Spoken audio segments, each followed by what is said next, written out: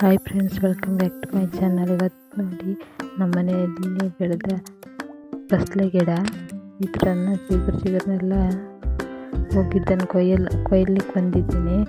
ಇದನ್ನು ಉಪಯೋಗಿಸಿ ಸಾರು ಮಾಡುವ ಅಂತ ಇವತ್ತು ನಮ್ಮ ಮನೆಯಲ್ಲಿ. ಇವತ್ತು ನಾನು ಬೇಳೆ ಹಾಕಿ ಸಾಂಬಾರು ಮಾಡ್ತಾಯಿದ್ದೀನಿ. ಇದಕ್ಕೆ ತುಂಬ ಟೇಸ್ಟಿಯಾಗಿ ಸಾಂಬಾರು ಆಗೋದಂದರೆ ಬೊಳ್ಚೋಗು ಯೂಸ್ ಮಾಡಿ ಸಾಂಬಾರು ಮಾಡ್ತಾರೆ. ಮರವಾಯಿನ ಅಂತಾರೆ ಅದಕ್ಕೆ. ಅದನ್ನು ಬಳಸಿ ಸಾಂಬಾರು ಮಾಡಿದ್ರೆ ತುಂಬ ಟೇಸ್ಟಿಯಾಗಿರುತ್ತೆ. ಈ ಬಿಸಿಲಿಗೆ ತಂಪಾಗಿರುತ್ತೆ ಇದು ಸಾಂಬಾರು. ಬಸಳೆ ಗಿಡ ಭಾಳ ತಂಪು. ಅದನ್ನು ಯೂಸ್ ಮಾಡಿ ಸಾಂಬಾರು ಮಾಡಿದ್ರೆ ತಂಪಾಗ್ತದೆ. ನೋಡಿ, ಎಳೆ ಅದು ಭಾಳ ಏನು ಬಂದಿಲ್ಲ, ಎಳೆ ಆಗಿದ್ದನ್ನು ಕೊಯ್ತಾ ಇದ್ದೀನಿ. ಇದೀಗ ಸಾಂಬಾರಿಗೆ ಬಳಸುವ ಅಂತ ನ್ಯಾಚುರಲ್ ಆಗಿ ಮನೆಗೆ ಬೆಳೆಸಿದ್ದು. ಇದನ್ನು ಬಸಳೆ ಸೊಪ್ಪು ತುಂಬ ಟೇಸ್ಟಿಯಾಗಿರುತ್ತೆ. ಹೆಸರು ಬೇಳೆ ಯೂಸ್ ಮಾಡಿ ಸಾಂಬಾರು ಮಾಡಿದರೆ.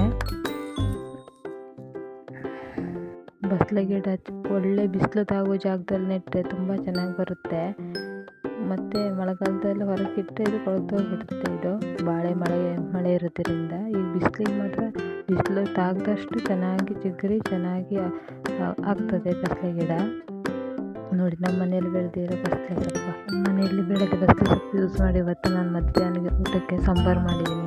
ಸಾಂಬಾರಿಗಾಗಿ ಸಣ್ಣದಾಗಿ ಕೊಚ್ಚಿಟ್ಕೊಂಡು ನೋಡಿ, ಮಧ್ಯಾಹ್ನದ ಊಟಕ್ಕೆ ಇವತ್ತು ಅನ್ನದ ಜೊತೆ ಬಸಳೆ ಸೊಪ್ಪಿನ ಸಾಂಬಾರು, ಮನೆಯಲ್ಲೇ ಬೆಳೆದಿದ್ದ ಬಸಳೆ ಸೊಪ್ಪಿನ ಸಾಂಬಾರು.